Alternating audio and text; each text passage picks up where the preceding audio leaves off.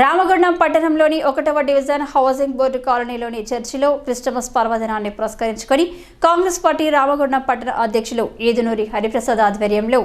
క్రైస్తవ సోదరీమణులు పిల్లల సమక్షంలో కేక్ కట్ చేసి మిఠాయి పంపిణీ చేసి సంబరాలు చేసుకున్నారు.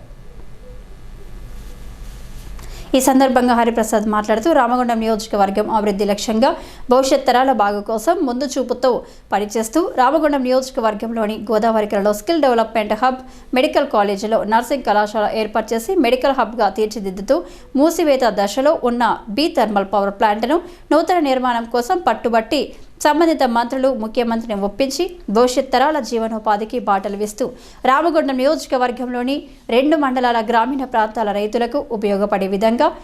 బండలవాగు నిర్మాణం కోసం నిరంతరం కృషి చేస్తూ మూతబడిన మేడిపల్లి ఓసీపీ స్థలంలో జల విద్యుత్ కేంద్రం ఏర్పాటు చేస్తూ ముందుకు సాగుతున్న రామగుండం ఎమ్మెల్యే మక్కాన్ సింగ్ రాజ్ ఠాకూర్కి వారి కుటుంబ సభ్యులకు ఆ యేసుక్రీస్తు ఆయురారోగ్యాలు ప్రసాదించి తను చేపట్టిన పనులన్నీ విజయవంతంగా పూర్తి అయ్యేలా ఆశీర్వదించాలని మనస్ఫూర్తిగా కోరుకుంటున్నామన్నారు.